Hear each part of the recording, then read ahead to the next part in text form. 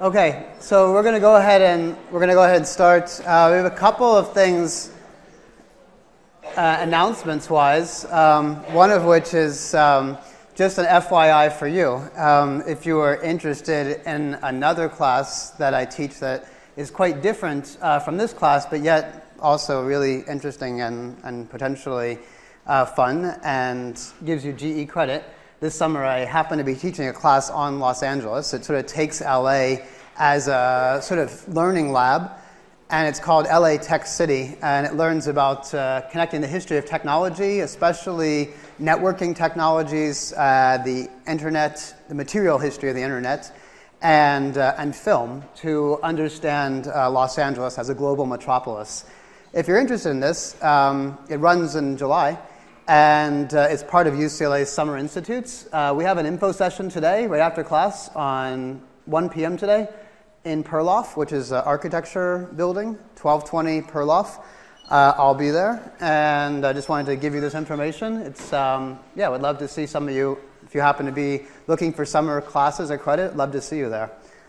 So that's that. I want to just talk a little bit about the three survivors, one of whom we've already met, and then introduce our guest speaker for today after that, which is really a very special opportunity for you to hear firsthand from not only eyewitnesses, but people who had survived the Holocaust and the diversity of experiences. Last week we had the privilege of talking to Zenon Neumark, and a number of you were there.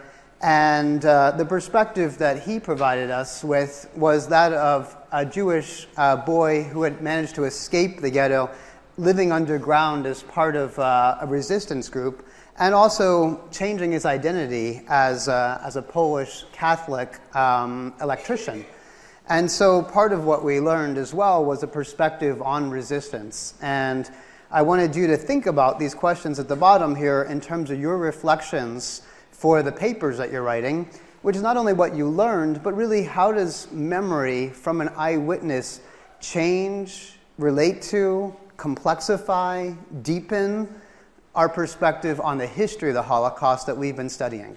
So again, thinking about that history-memory question, right? We've been looking at history primarily through documents. Those documents are primarily textual and visual, sometimes auditory, but the documents themselves don't speak in the same way that a survivor speaks. They speak, to be sure. They have messages and meanings, to be sure. We have to interpret them. But the question for us is really what happens when we have the chance to interact with a survivor, and especially at this moment in time where, as you know, the survivors mostly are in their late 80s or 90s or 100s. So tomorrow we'll meet with two survivors. I'm going to briefly introduce Erica Jacoby and Henry Oster. And this is, again, anyone's welcome to come. You don't have to just be your sections. But at 9 o'clock and 10 o'clock, so just remember this, 9 and 10 a.m. in 314 Royce Hall, or in the case of Henry, it's 306 Royce Hall. You should attend the one closest to your section time, okay? So the story of Erica, which you have through the film Swimming in Auschwitz, as well as her memoir, I Held the Sun in My Hands, just to give you just a very brief overview, is she is a Hungarian survivor who was deported to Auschwitz in the similar in the situation to Henry Oster, who was a German survivor who was deported to Auschwitz, and we'll hear today from Eva Hecht, who also was deported to Auschwitz. In the case of Erica, this happened very late in the war. So you remember that the Hungarian Jews were intact as a population, even though there were anti-Jewish laws, even though there were anti-Jewish legislation, even though many of the Jews had lost positions of civil service and were barred from attending Hungarian schools and had been subject to persecution. In 1944, at the beginning of 1944, there was still a fate that they would survive. In a very quick succession of events, when Germany invaded Hungary, and Hungary was already allied with Germany, Eichmann had ordered the Hungarian Jews to be rounded up. They were sent, almost more than 400,000, to Auschwitz in a very quick succession. The ones like Erica Jacoby and her mother who were selected for labor were because they happened to be of age. She was 16 years old. Her mother was in her early 40s and had managed to escape being killed right away, gassed. She lost 55 members of her family, which is amazing and extraordinary to think about. Her immediate family. This means uncles, cousins, siblings.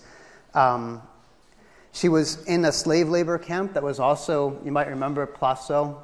This is also where Amon Gert from Schindler's List was. She was not a Schindler Jew, though. She was sent back to Auschwitz-Birkenau, eventually sent to Gross-Rosen in Germany at the end of the war. And one of the things that's remarkable about her story is this story, the idea that she actually swam in a pool that was constructed at Auschwitz in 1944 by the new commandant of the camp, a man by the name of Arthur Liebenhenschel. And this pool exists. It was kind of a trough at one point. It was created under his expansion for the camp.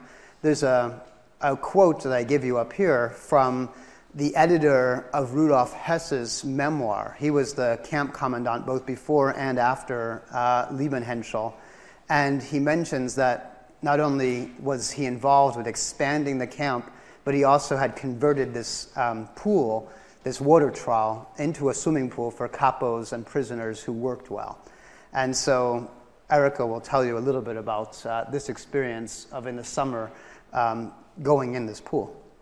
Really remarkable and almost uncanny.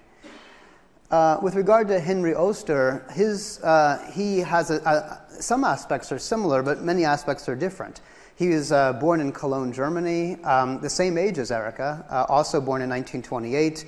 He was first deported to Lodz, the ghetto there, where he witnessed not only the process of ghettoization, the cramming of the Jews into a very small area, ridden by famine and starvation and disease, but also really very difficult part of his book where he talks about the death of his father and the fact that they had to leave him outside on the sidewalk because there was no place to bury the dead.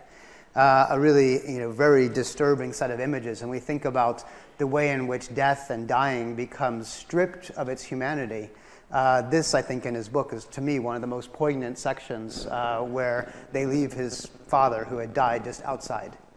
Eventually, he's deported to Auschwitz-Birkenau, and he talks in the book a lot about opportunities that he had to survive, and he calls it the kindness of the hangman, because it was people who were also involved in certain aspects of brutality in the camp that had chosen him to give him food, had given him pieces of bread, that had given him things that allowed him to have the sustenance and the strength to survive.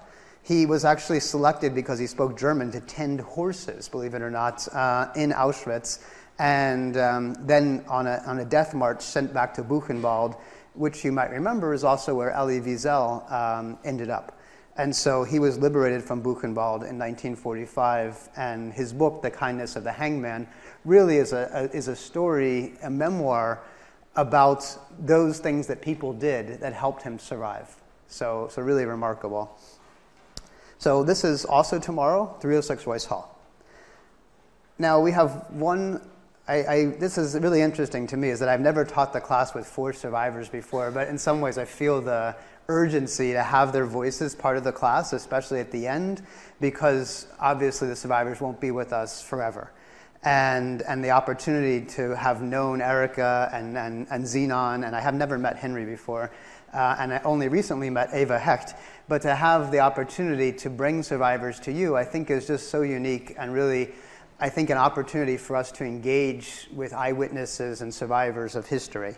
So Eva Hecht, who's with us today, is a survivor herself of Auschwitz and Dachau.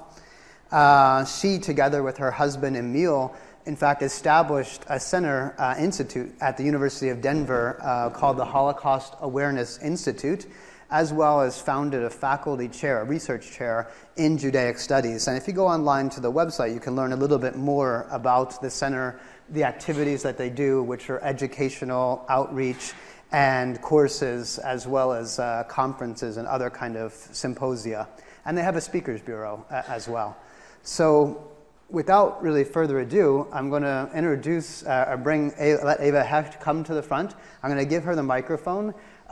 We have an opportunity to listen to and engage with her story, and then you have an opportunity for questions, and we'll plan to go until 12:15 or so.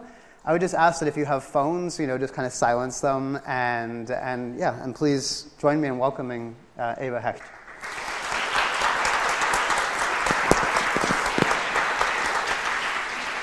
Is it okay if I put this on you? Yeah. Okay, I'm going to just put it on your shirt. Okay, and then this can just go in your pocket. Okay, perfect. If it's close. Perfect. Okay. Yeah. Perfect. Okay, thank you.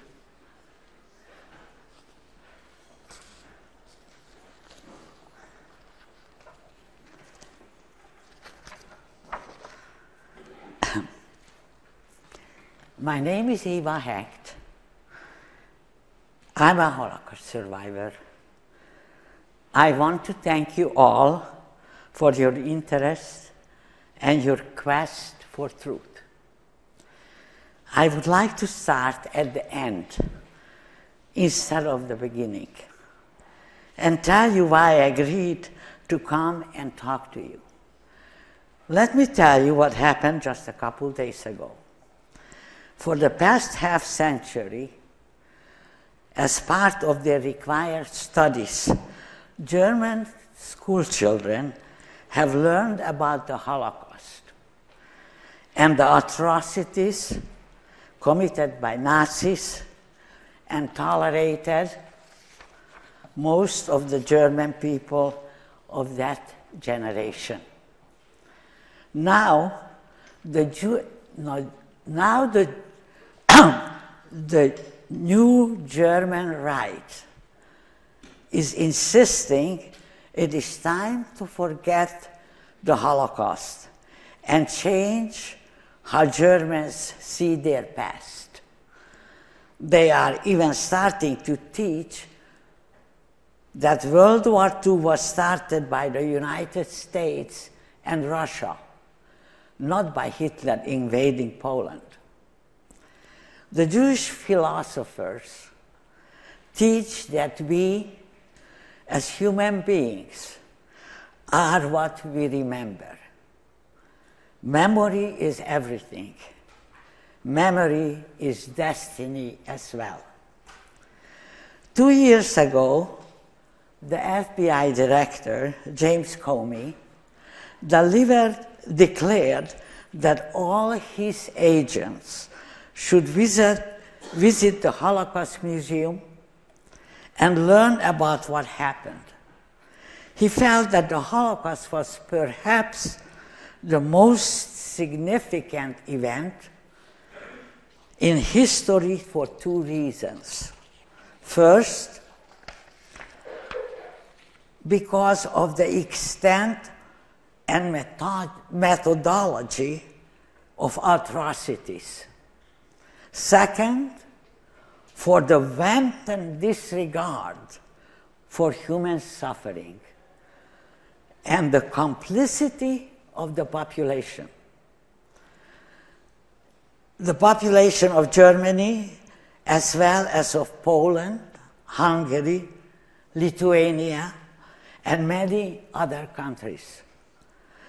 Mr. Comey specifically said that Poland, Hungary, and their people were accomplices of Nazi Germany, and they, in fact, made the Holocaust possible. Immediately, the leaders of Poland and Hungary demanded apologies from the FBI director and insisted they were victims too, not perpetrators. President Obama ordered FBI director to apologize. He refused. The president insisted. I know that in this room I'm speaking with future leaders of our country and the world. And as such, you need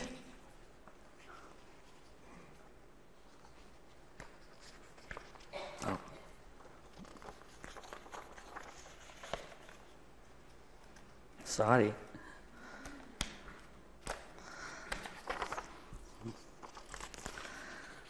As such, you have to know the truth. And since I was there, despite the utter painfulness of the memories, I consider it my obligation to tell you what happened. I am from Hungary. I would like you to know that people always try to rewrite history. They would like to whitewash themselves, but I'm here to testify to the truth. But the truth is even deeper. The Holocaust did not happen in a vacuum. It was not an isolated incident, only perpetrated by Adolf Hitler or by one country, Nazi Germany. The Holocaust was the culmination of centuries of persecution against the Jewish people. What am I about to tell you is very hard to talk about. It makes me very nervous and even sick to remember. It is the stuff of nightmares. But it is important that you know the truth, and so I have no choice. Now, before I tell you my personal story, I need to set the stage. Of course, there were no cell phones, but we didn't have telephones either. We didn't have television. That came after the war. But we didn't have radios. There were no cameras, but very few people had them.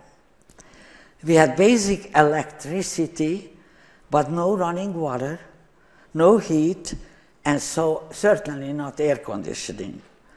No indoor plumbing, so life was hard and primitive.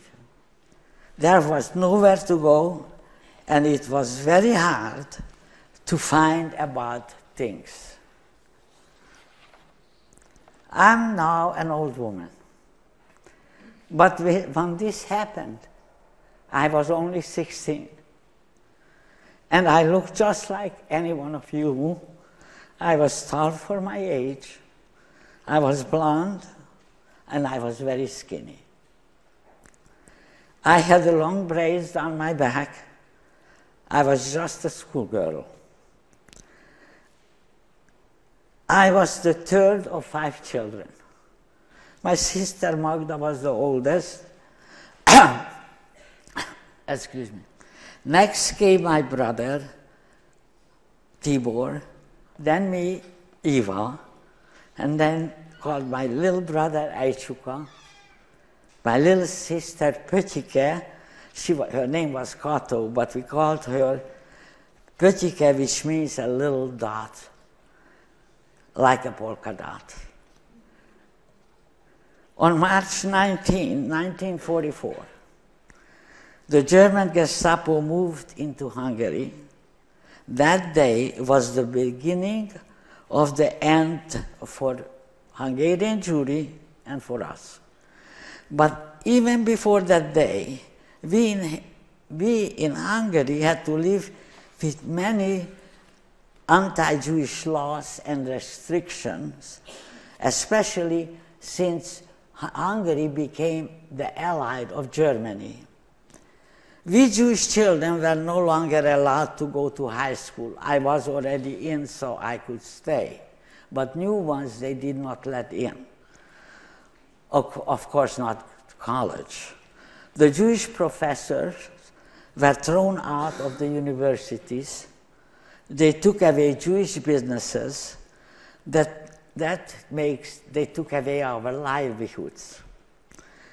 The Hungarian government stole my father's business, the business that he and his brother had built their lives, and gave it to a non-Jew. Children called us dirty Jews. They were encouraged by their parents, the Catholic Church, the police, and the press, and the government itself.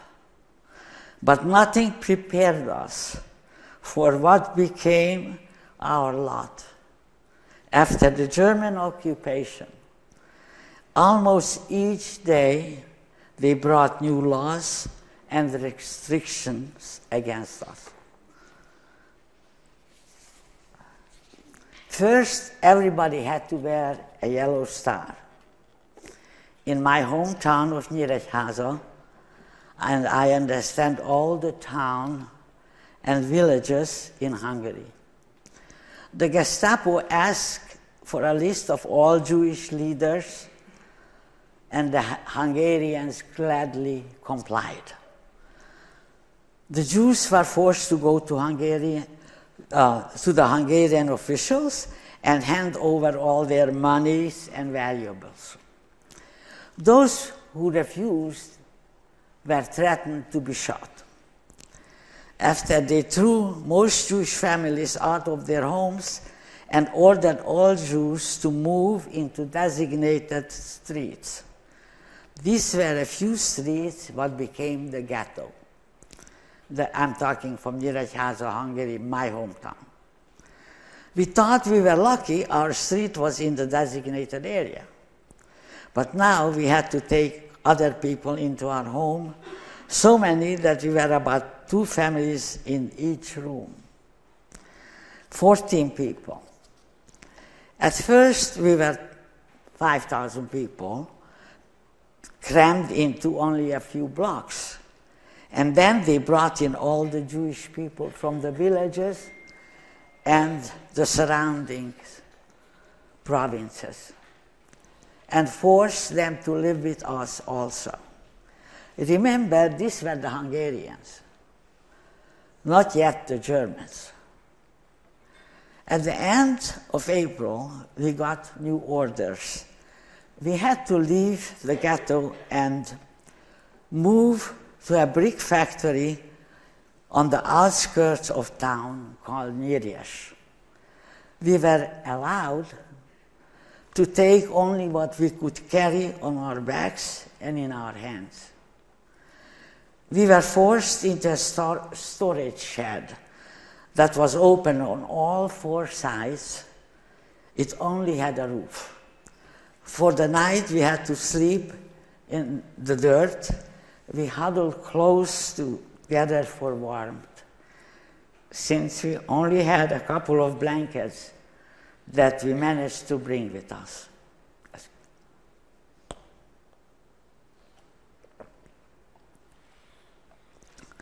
We only had the food, but we managed to bring. Water had to be brought from miles away in wooden barrels. One day, my father was among those who was sent to bring the water. On his way, he was beaten up. The Hungarian gendarmes, they can call military police, washed over the water carriers and beat them up for their own amusement. Around the middle of May came a new order. We were to be resettled. We could only take with us what we can carry, since we would have to walk for miles. My parents packed our belongings again. They and my brother Tibor took the heaviest load and gave my sister and me somewhat lighter, so my little brother, who was only 12, and my little sister, only 5, should carry as little as possible.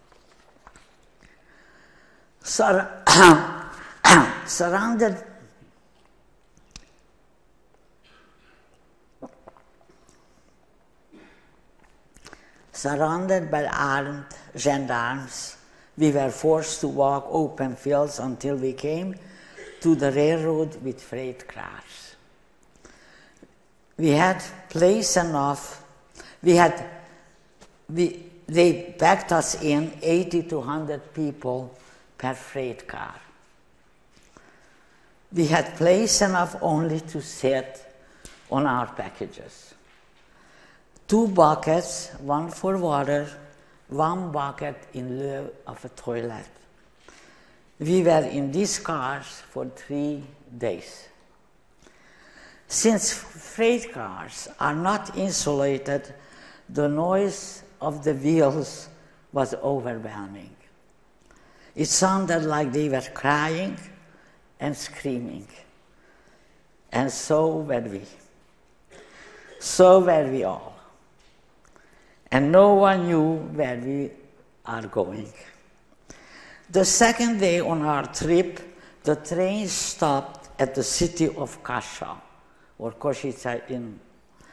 They opened the freight car's door from the outside and allowed me and another person to bring back water. I walked back. I could not see the end of the freight cars. They were too many. And inside, thousands of people.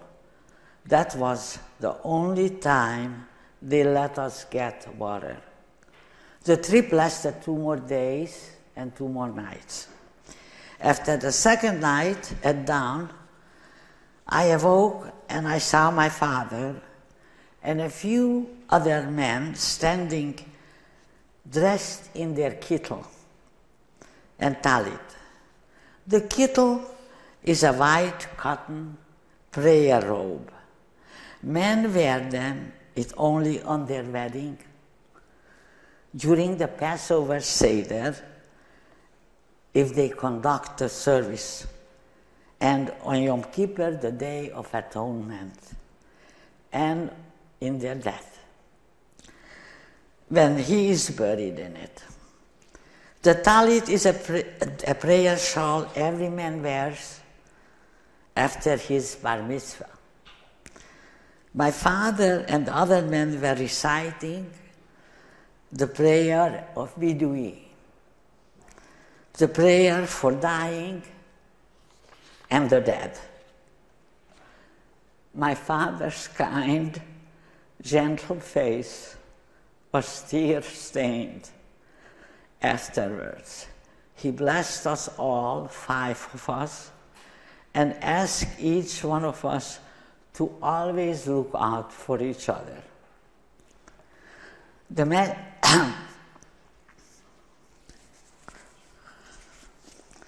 next morning, we arrived in Auschwitz-Birkenau. An SS soldier would open the sealed car doors. He screamed, "Raus! Raus! Schnell! Out! Out! Hurry!" As people started to get out, my mother desperately searched for my little brother's shoes. He must have taken them off as she could not find them. She asked me to stay behind and try to look for it. I moved everything around me. I stayed until a man in striped pajama-like suit pushed me out of the wagon. Then outside, I was blinded from the light, the sunlight. I saw men standing, 5 in a row. I heard my name spoken. It was my father. And my father was asking if I found the shoe. Before I was able to answer, the SS came yelling, "You accursed, goddamn filthy Jew, shut up." He hit my father over his head. That was the last time I ever saw him. And that is my last memory of him. The SS yelled at me to keep on moving. I was pushed along. When I got to the front of the platform, I saw a very elegant SS soldier. He had white gloves, with those gloved hands, he motioned some people to the right and some to the left. When it came to me, he pointed me to the right. Only later did I find out who the elegant soldier was. It was Dr. Joseph Mengele, the angel of death. Those of us who went right got another chance to live. Those who went left were sent to the gas chambers and then to the crematorium. As I went right, I saw my sister Magda ahead of me. She had managed to stay behind and was waiting. I asked, "Where is Mother? Where are the little ones?" I hadn't seen them since the rail car. Magda said my mother was here, but went back to be with the little ones on the right. I turned left, and I saw only my mother's back. I recognized her coat and her scarf. And next to her were Petike, and my little brother, he was limping barefoot on the gravel. I was dazed and lost. I didn't understand what goes on. The SS back orders in German, los, los, that means schnell, schnell. My sister and I hurried to catch up with the other women who were being led to a wooden barrack. We stood in front of this barrack for hours, hungry, thirsty, exhausted. Finally, we were let inside. There we saw a huge room manned by SS soldiers with guns and huge German shepherd dogs. The SS ordered us to undress. We had to leave our clothing, and we were allowed only to keep our shoes. I could not believe my ears. Do they really mean for us to undress in front of men? My sister prodded me to obey. When we were undressed, women shaved our heads and all our body hair. They pushed us toward showers and ordered us out to the next room where they gave some clothing. Before our transport, concentration camp prisoners were given striped prison pajamas or clothes. I think by the time we came, there were too many of us and not enough those pajamas. So they just threw us whatever clothing they have left from before the women came before us. Now hairless and naked, I looked for my sister. I couldn't find her. Magda, I heard someone calling Eva.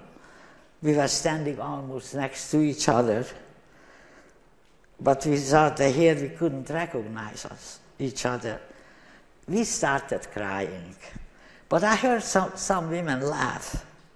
I couldn't understand why, but today I know both expressed the same emotion. They ordered us out. We filed out 5 in a row. Outside, the rain was coming down. As the rain fell on my freshly shaven head, a chill ran through my body.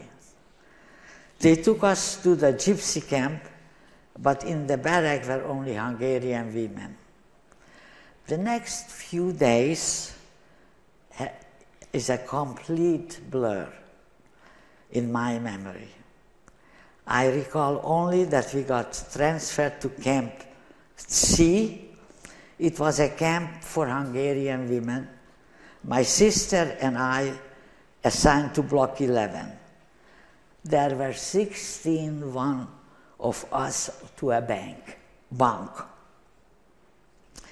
It was so tight that if one had to turn, we all had to turn. They woke us up at 4 a.m.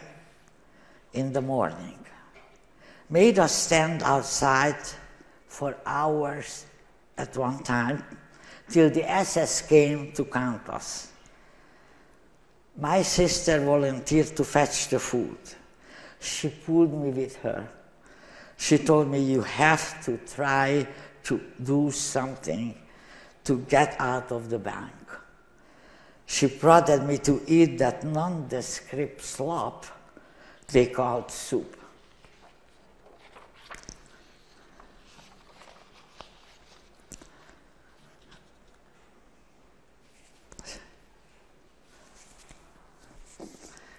Magda tried anything to get me moving. My experiences in Auschwitz would take me a very long time to tell, but I feel I must tell you just a couple. After a few weeks, one early afternoon, the head of our block, a 19-year-old red-haired Slovak girl, she had already hair, named Alice, told 2 of the girls to go out and stand guard at the front door of our cell block. Quickly, she told us to listen. Dr. Mengele is coming. He will ask you if you are sick or pregnant or you need special help. Don't say anything. Don't believe him. No matter how convincing he will sound, don't believe his sweet, caring voice. He is the angel of death. All of you are healthy. All of you have everything. You don't need anything. Dr. Mengele came.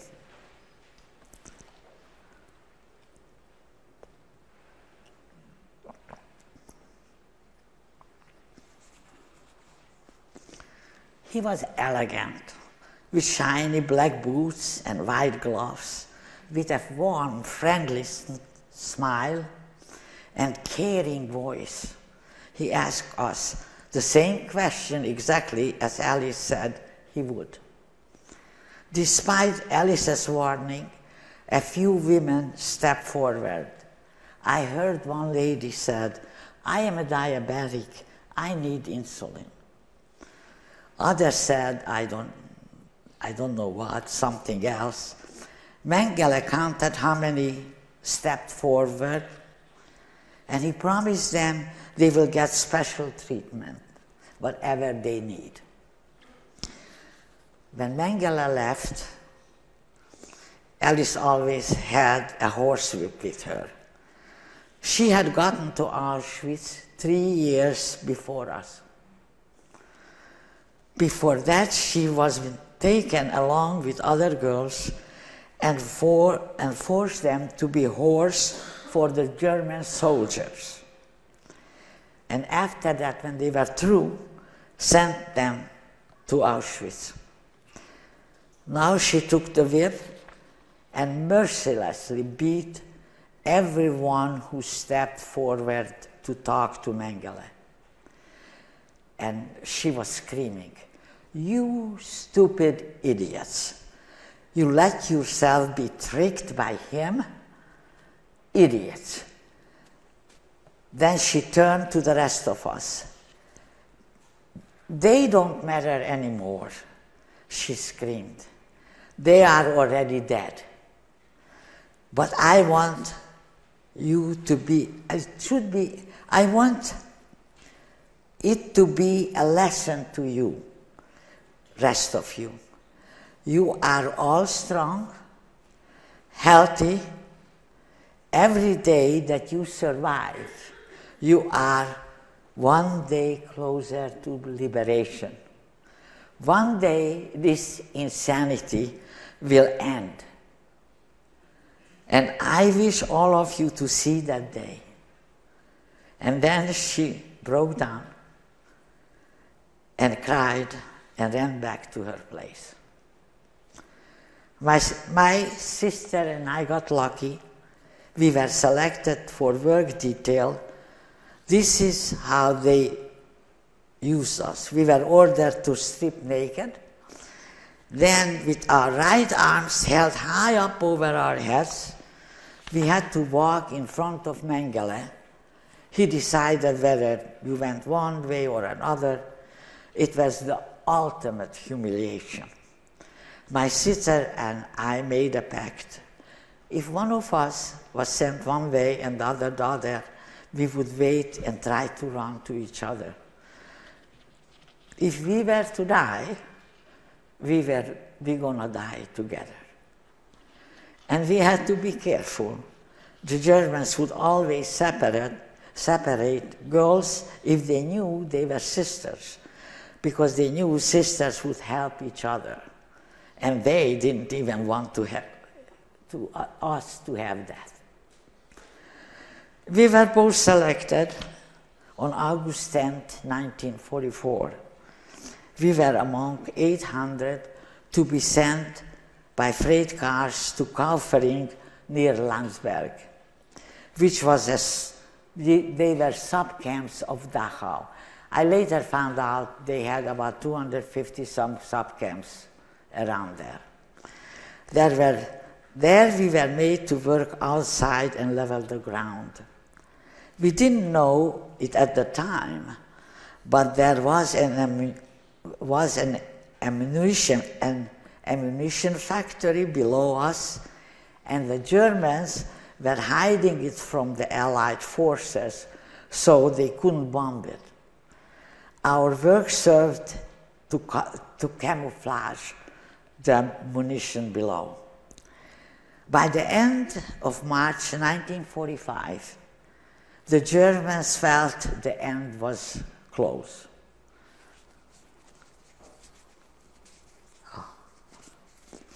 They sent us from camp to camp. In one camp, my sister got sick with spotted typhoid fever from the ever-present lice. She was so sick and had such high fever, but they made us get up and move again. She walked some, and I carried her some as best as I could. And since I was mostly down to skin and bones myself, somehow we made it to the next camp.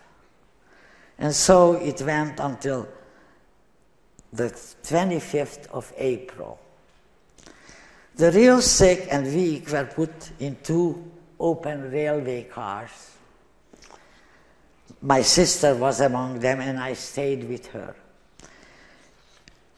In this way, we traveled for 3 days off and on to Dachau's main camp. I was somewhere inside and I couldn't see just up, but the train hardly ever stopped. We were given no food, no water, so the miserable rain started, and that saved us. We opened our mouth and caught whatever we could and licked whatever fell down. And this was just enough to keep us alive a little bit longer. We were caught in this train in Schwabhausen, which happened to be 2 miles between the German and the American forces. Bullets were flying, and the American must have bombed the locomotive that pulled our train. But next morning, the American could not have known. They pulled the locomotive that pulled the rail cars. The Americans could not know that the caravan was carrying prisoners, So the German has to be stopped. So, but at night, the Germans managed to bring a new locomotive, and we continued our trip to Dachau. The railroad stopped in front of a huge iron gate, and we arrived there on the morning of April 28th. For a full day, we were stopped in front of that huge iron gate. At that time, I had no idea where we were, but later I found out that was the where we were waiting. It was the gate to the Dachau crematorium. My guess is that we were all meant to be go inside, as we were sick and useless. The next day, Saturday afternoon, that was Friday, the rain finally stopped. Someone, I have no idea who, told us to get out from the cars, but since the door was sealed from the outside, those of us who could, we climbed over the wagon. I stayed behind with Magda, and 2 more women helped me to get her up and out, and 2 below helped us catch her because she couldn't climb. Once out, I saw a long row of covered cars, all covered and shut. Ours was open car. We left the rail cars and we walked down the road for a while. We got into the main camp. We went through another gate. Behind us, on each side of the road were rows of buildings. We saw the Germans packing up and leaving. Whoever was there took us down to the watch gate. Someone opened the door and we were led through. Behind this was an electric fence, and then the Dachau's main camp for prisoners. We went through this and we saw the 2 buildings. One was the bathhouse and one was a storage building. We were shown to what was the bathhouse, and we were starving, dying of thirst, bone cold, soaked to the skin, but they let us take a hot shower with real soap. It was my first shower since August of 1944, the day I left Auschwitz. We got dry clothing, a dry blanket, and a thick hot soup. They let us stay to sleep in the now empty storage building next to the bathhouse. The next day was Sunday morning. Someone came in and said, just stay down when you hear noises, don't stand up, and don't look through the window.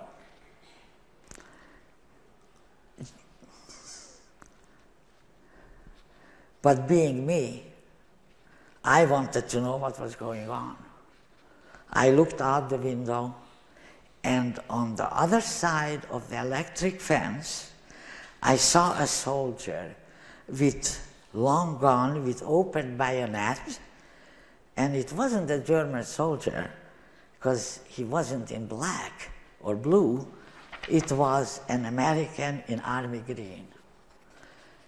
At that same day, April 29th, at noon, we were liberated by Patton's Third Army.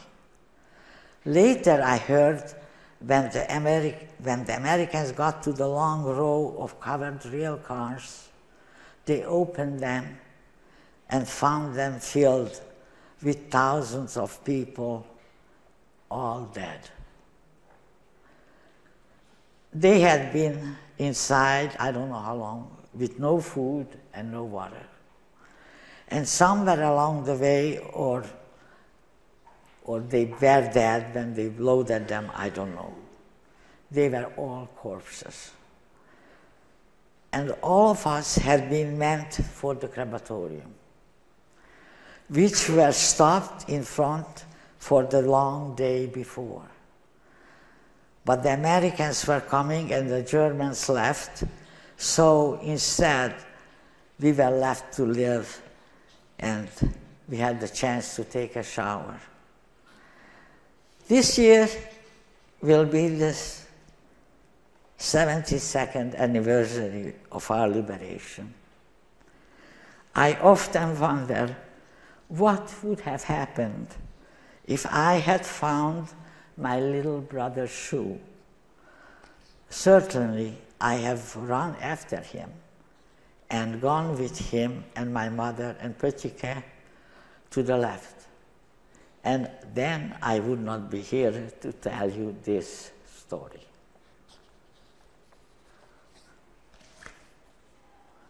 Thank you.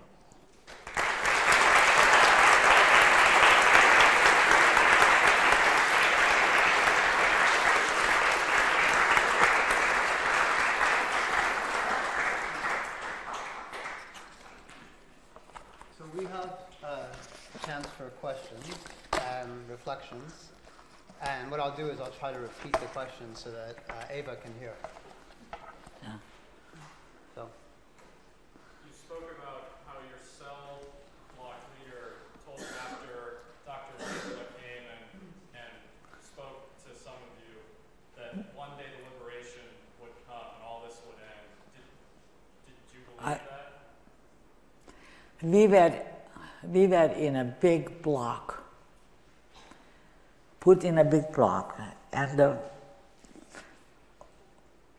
the bunks were three stages, down, up, and all the way above. In between the two sides of the barrack was made perhaps for 400 people, but we were 1,000 packed in. So in the middle of the block, it was like a chimney, and Alice, the block protester, could walk on it. It was probably, it had a stove before that long brick chimney of the length of the barrack, and that's where Alice could walk and talk to us. So she asked us not to tell Mengele that if we are hungry or we are sick or we are pregnant or we have diabetes or not, he couldn't care less. But anybody who stepped forward, Mengele got it together when he left. We were about 1,000 in that barrack, that 400 was supposed to be. He asked them to go on the side. He counted how many, and then afterwards he came to get them.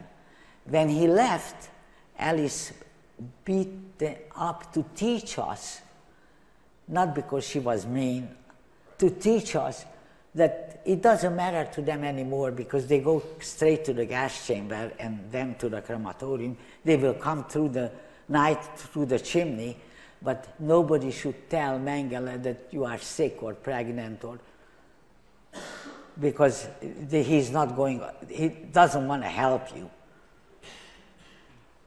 Did you believe her when she said that the liberation will come one day? Did you believe her? Well, when she was already a weathered woman at the ripe old age of 19. And they had already hair. First, they took them to the front, to the Germans, for the German soldier to be horse. When they got through with them, they sent them to Birkenau, Auschwitz. And so they had their hair and they became block-out tested. And they had a hard time to keep 1,000 women, who most of them were in a complete shock after shock after shock, hungry and thirsty and mistreated, worse than animals. So it was very hard to keep them in, disciplined and not to talk to them.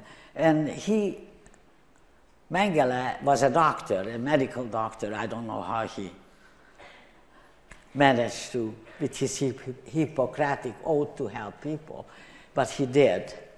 And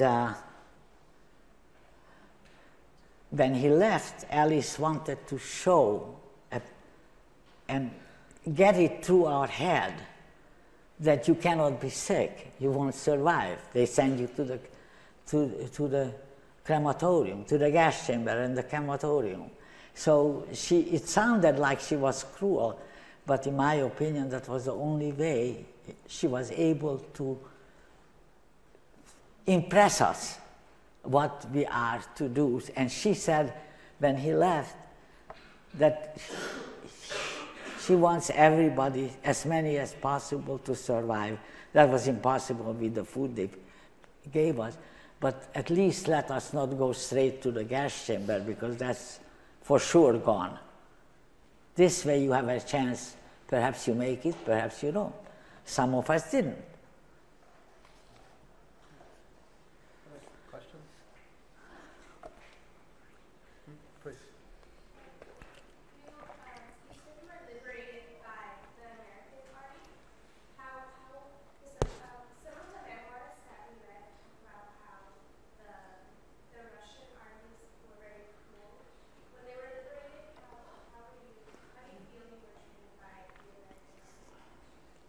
How were you treated by the American army?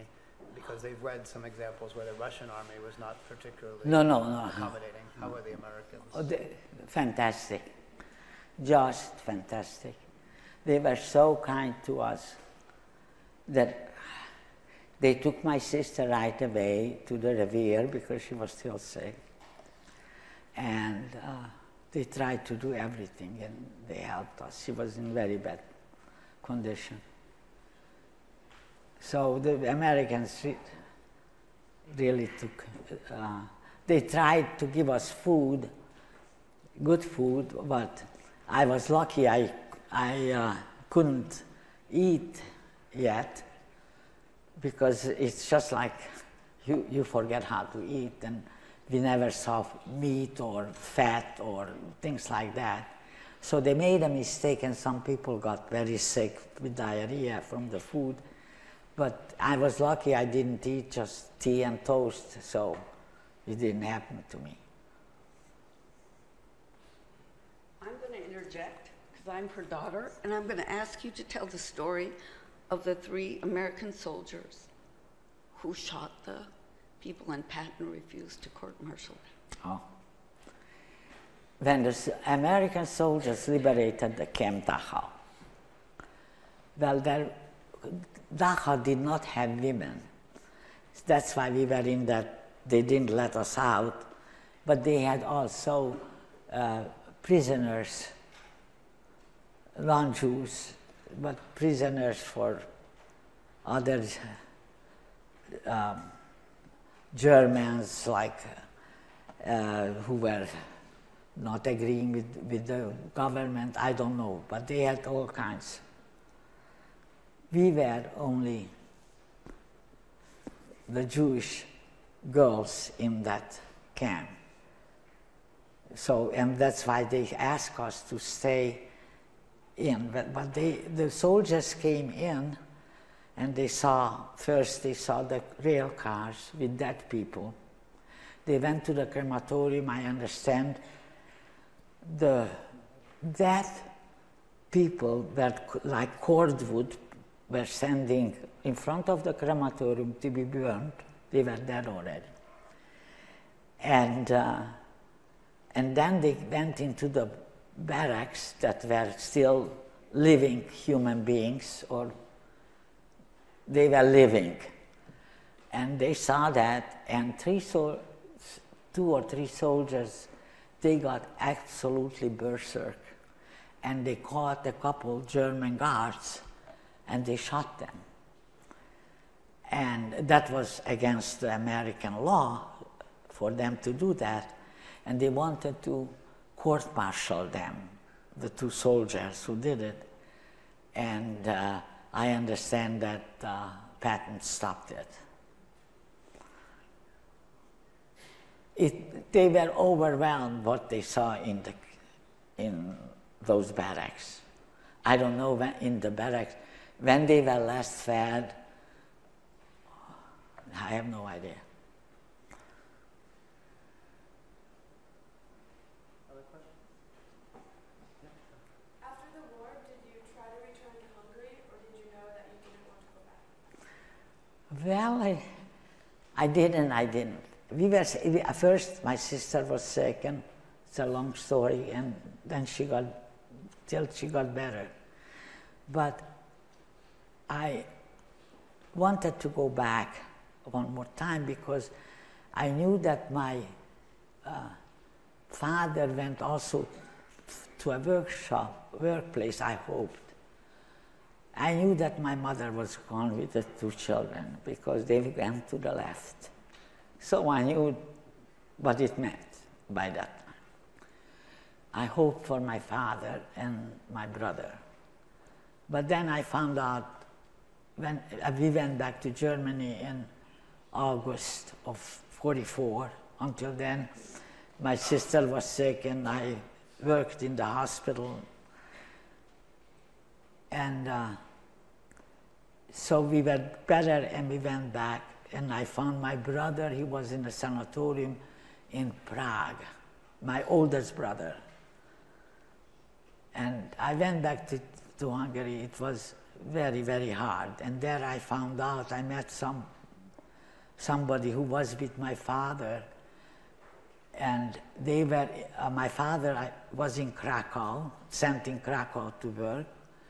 And then they sent them on a death march, and they arrived to Austria in Mauthausen, another concentration camp. And they asked them a couple days before the end of the war that they sent them still on a death march. And he was tired and sick, most probably, and old. They were chasing them about 3 months from one place to another till they got to Austria.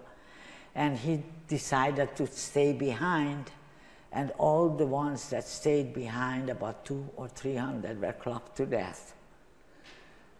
So they killed him about a couple of days before the liberation.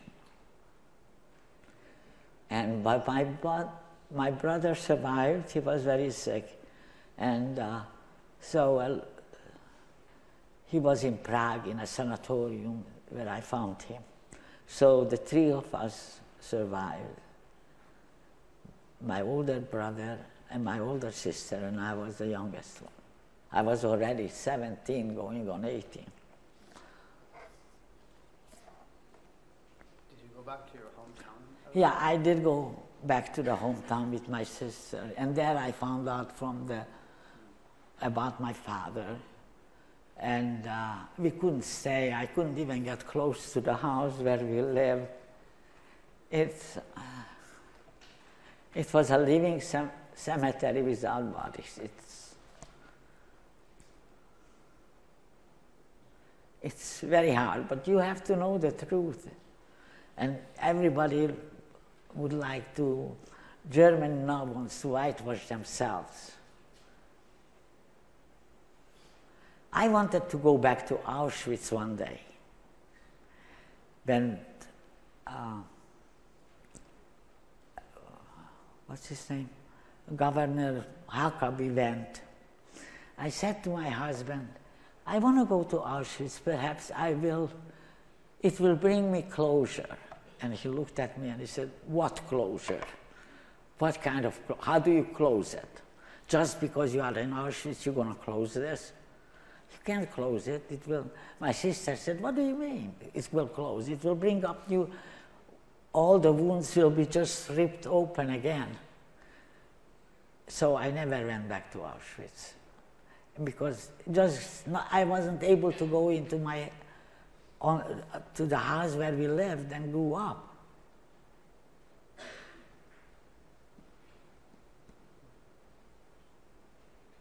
You're planning a trip to Dachau? And, you're planning to go to Germany, though. Yeah, but Germany, I have no. If I have a chance, I want to go and see Dachau, how it looks, or how they put a memory on there. But I was only in Dachau the last day before liberation. The next day I was liberated. By the way, it was very funny when I turned around and I saw the soldier. I said, "The Americans are here." And I heard some people behind me saying, "She's crazy, she lost it. She just lost it already." And everybody will ask me, how did I know? I never saw an American soldier before. The only thing I knew that the soldier that I saw on the outside was in khaki. It wasn't blue like the German SS or black, the German soldier. So, and we were in Schwabhausen for 2 days between the Americans and the Germans. So I heard the Americans, so I deducted this is not black SS, so it must be an American. So I didn't lose it completely.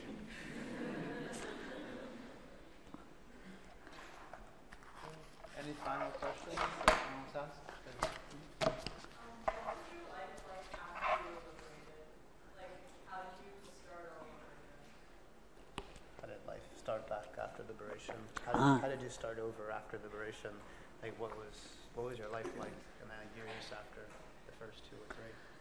Well, starting over life at 17, it is not very easy, and not having parents to tell you what to do. So, and I had my sister, and she was 20, an old lady already. So, we did. We worked. We started working. And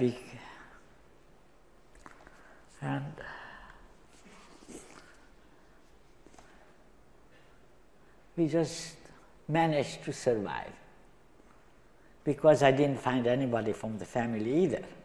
Not my parents. They were all wiped out. As a matter of fact, didn't find anybody, because I was, for my class, I didn't find any one of the Jewish girls that went with me in the 6th grade that's high school already. In high school, I never found anybody, so they did not survive. Most people, it wasn't easy to survive, no.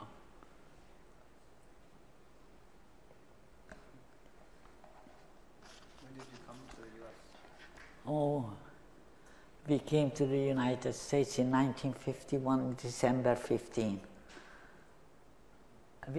But I was married already. And Emil my husband had a scholarship to medical school in Seattle, but we didn't come in time, so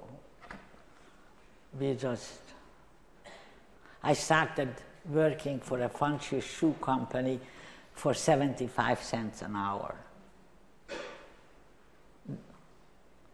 And I was thankful for that.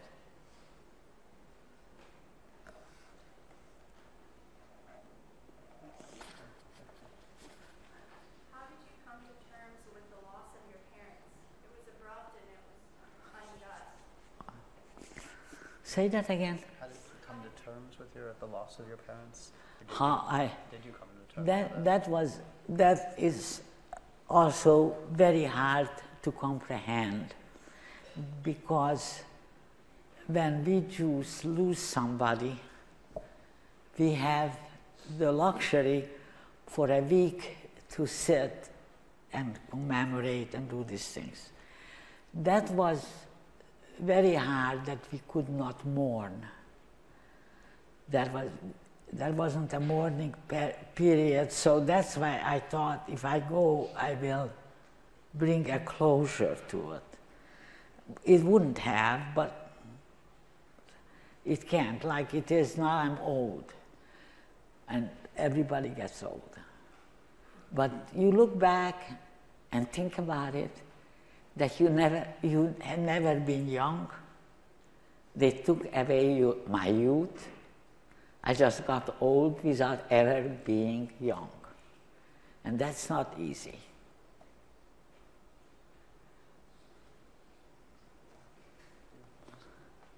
Where did you start over, in what country, after you were liberated, before coming to the U.S.? Well, basically, I stayed in Germany, and we came back. We went to Hungary, and then I came back to Germany, and I worked as a resettlement officer. That means I worked to making papers and going through for all because there were a lot of displaced persons, not just me, in Bavaria, and I worked in the resettlement office, and then in the end before I came in 1951, I became the head of it. So anybody who went to Australia, South America, United States, wherever, they went through this resettlement office. So I worked, and I don't even know how I made a living, but I did. Is that when you met your husband? No, my husband worked for the Joint Distribution Committee, and it's a long story. And I worked in Salzburg, and I brought them that would be another story, because the Polish Jews who went back after the war to Poland to look most probably for parents or sisters, brothers, whatever, and at night they killed them, the ones that survived Poland. So there was a coming out from Poland and from every place, the Jews. So when we came back with my brother from Hungary, I went to Hungary and we came back from my brother. I stayed in Salzburg behind to help.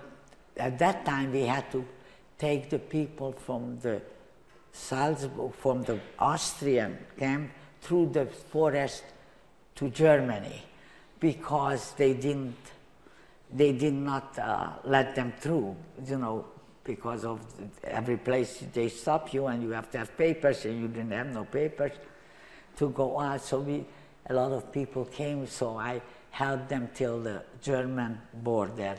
And my husband from the German border took it to different displaced person camps. They had Feldafing and every place they had. And he took them there, and there I met him. He was also a Holocaust survivor, and I lost him 6 years ago. I'm attuned to the time, and so I'm going to ask us to join me in thanking you, Eva, for sharing your time.